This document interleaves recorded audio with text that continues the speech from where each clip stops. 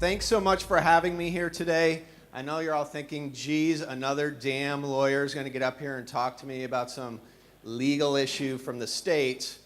But my law firm's a little different. Who here saw the wall of donuts yesterday? Come on. What law firm out there has a wall of donuts? Feldmann Nagel. But that's all CannaTech staff. Seriously. It's all talking about the details. That was crazy. Really appreciate it. So my speech is going to be on the federal government back in the States. So there's no way you can do this speech, really, without it being a drinking game. So if you didn't bring your own bottle, I'm sorry. I brought mine. And every time I mention my service with DEA, my federal prosecution experience, we're all just going to take a shot, and it'll help us get through this morning a little bit better. So I apologize if you didn't get that memo on that. My law firm is located out of Denver, Colorado. We're in California, big in Colorado, working with some pretty significant clients. Mindful is going to be one of the biggest transitions in Colorado as our new public company bill comes out. But what I wanted to talk a little bit about, and maybe answer some of your questions if we can get to that, is what is going on in the States, how that affects what's going on in the rest of the world. So a little bit about my background we heard was I went through law school through the Marine Corps. I'm a United States Marine, was very proud of that service.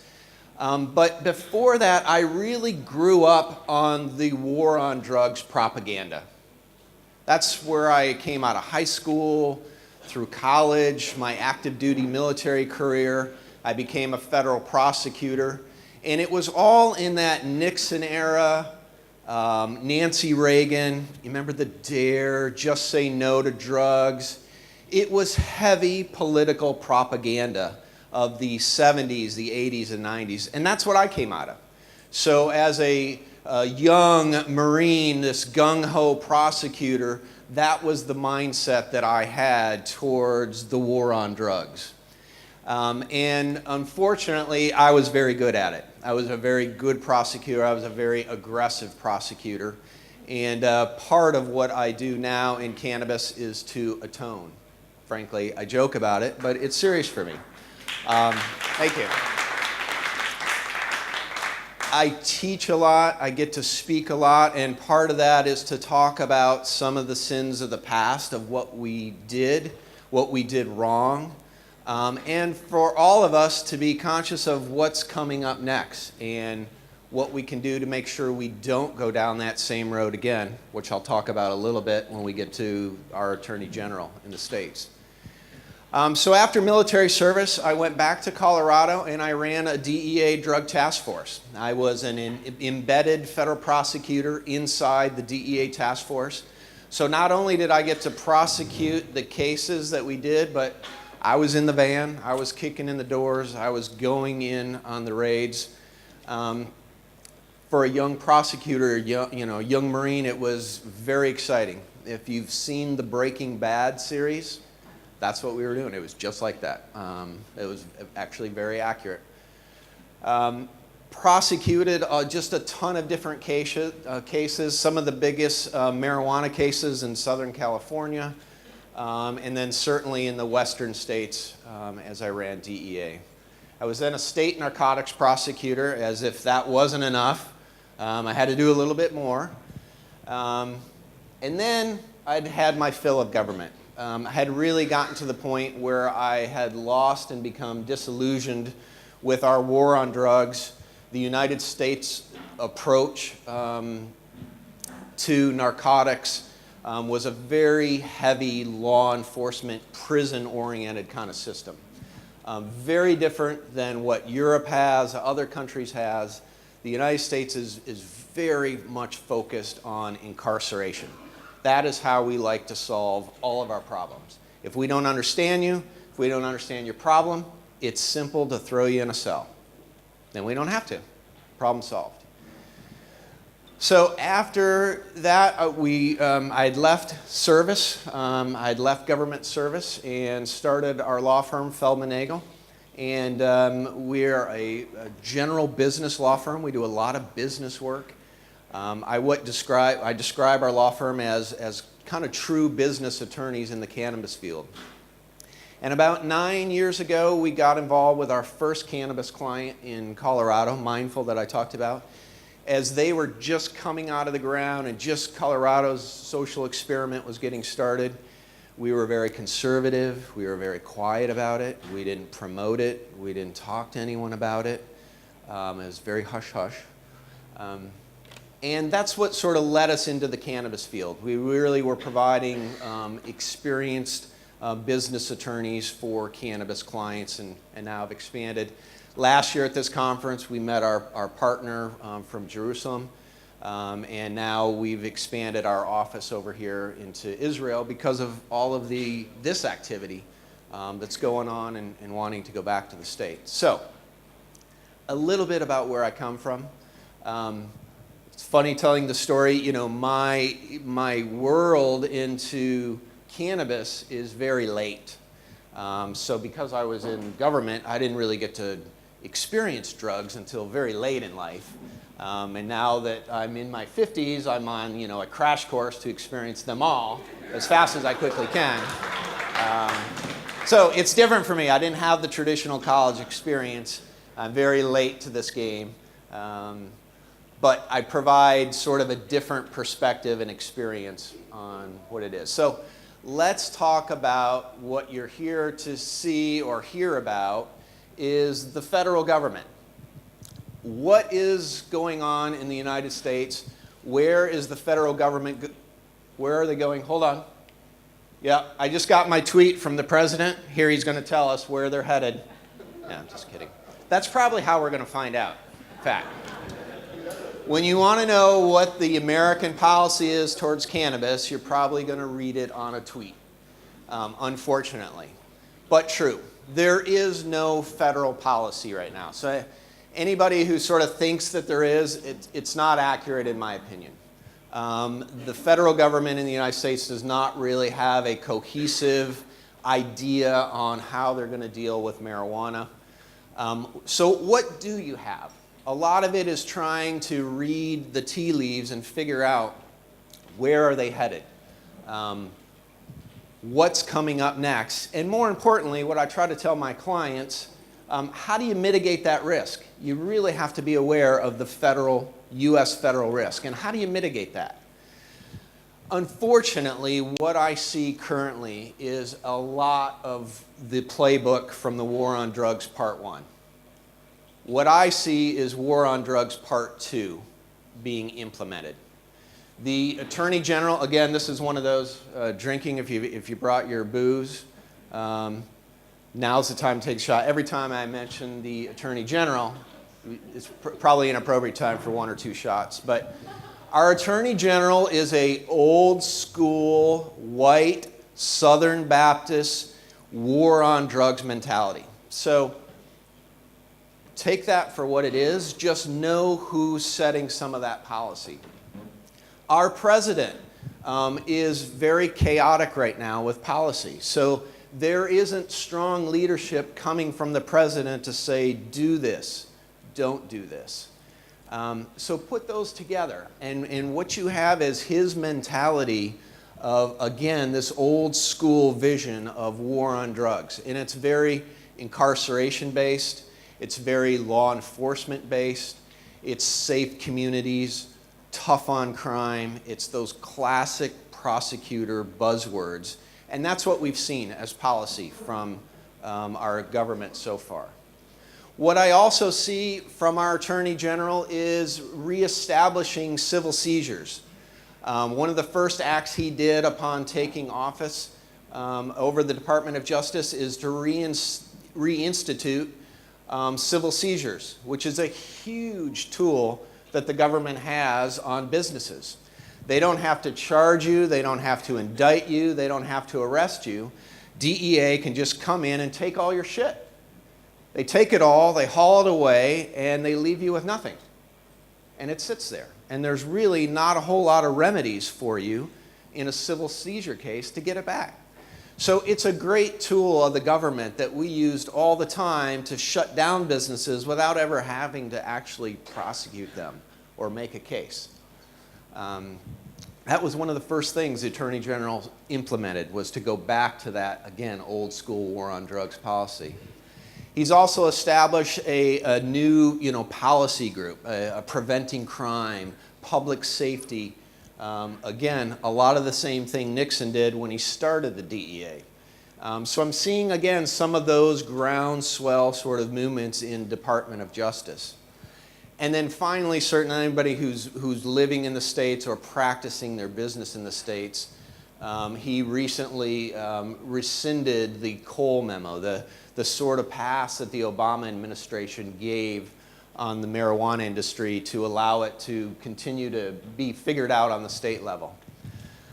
That was not a big shocker. A lot of people were very shocked, concerned about that. I was one of those who was not. I saw that coming from the inauguration day. It should not have been surprising. President Trump has wanted to tear up anything with Obama's name on it that he could, and so that policy was going to go away no matter what. And that wasn't the end of the world. What it tells us, though, is the feds have really created back a state-by-state system again. That's really back where we are. We're back to the days of pre-Cole memo, pre-Ogden memo, and each state is going to have to figure it out on their own. Each U.S. attorney, the top prosecutor in that state for that district, now under the authority of the Department of Justice, they have local authority to decide what they're going to prosecute, what they're not going to prosecute, how they're going to implement federal law and not implement federal law. That's really the status of the federal government as it comes to cannabis policy in the states. If I could sum it up for you, it's a state-by-state process right now.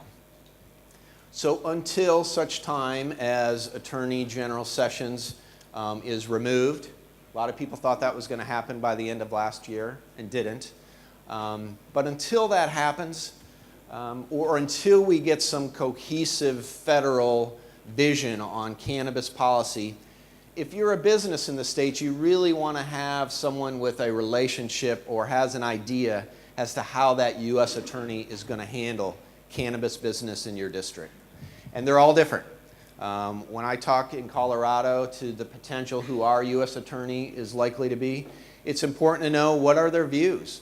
When they were prosecuting, how do they handle this kind of case? Where do they see this particular industry going? That's about the best that you can do right now. Not great news, but it's not end of the world. You should not be, there's no doomsday going on in the States right now, but you should, as I tell my clients, be cautious. Have pivot points. Have a good business plan. Have strong compliance. Good attorneys, good tax lawyers. Pay your taxes. Do everything that you can to have a legitimate state business and mitigate that federal risk. And be able to pivot so that if the federal government does want to take up and ratchet up the activity, you have a pivot point. You know how you're going to react to that. You've got a strong business plan for that particular risk. Short and sweet. I really wanted to see if there were any questions that anyone had. And leave a little bit of time for that. Yes, sir. Hi. There's been a lot of talk about how to transport the product across state lines. We all know that that's illegal. However, if you look at the federal law, the federal definition of cannabis, it talks about the cannabis plant. If you can create a tissue sample, let's say, that's not considered a plant, would this arguably be allowed under federal law? Great question. Everyone hopefully heard that was about transporting cannabis. How do you get cannabis across state lines in the States? How about even international lines? How would you bring a cannabis product here to do research and marketing or testing on? My opinion, coming from my background, is don't even go close to it. That is a huge, if the DEA is going to spend time on anybody, right now it's interstate transport. We had a client we met with in California. We wanted to, fly just across California because transportation was a nightmare. They were like, absolutely not. You're going to be at the top of our list. And classic DEA is they will say, we can't tell you no. We're not going to tell you no. But you're just number one on our list. So don't be number one on the DEA list. If you write anything down, that's my free legal advice. Don't be number one on the DEA list. So I've heard tissue samples before, and new states coming online, they ask the question. State regulators ask me all the time. Hey, we just passed medical marijuana in our state. How do we actually get marijuana? It's a great question. Tissue samples are actually the technical answer that people say. I don't have a clear answer for you. It's never been brought to my knowledge in a case that's been addressed, but it's very risky. I think, just as a follow-up, I think that in the past 24 hours, the argument that you made regarding Jeff Sessions and now we're all drunk is the fact that this war on opioids, I think, has just ratcheted up the drug war yet again with no mention of marijuana as a possible. Well, what I would add to that is what concerns me about America's opioid problem, and it is a problem, it's a clear problem, but this new war that America is engaging in that is Attorney General Sessions believes that marijuana is only slightly less worse than heroin and opiates. That's how he sees cannabis, slightly less worse. Yes? Right here. I'm concerned as a business owner, how can I deal with banks? Because it's very hard to manage a business when you cannot have a bank account, especially in a federally chartered bank. How do you handle banks? How do you handle the fact that you can't open a bank account? My advice is to become very independently wealthy and start your own bank. I'm kidding.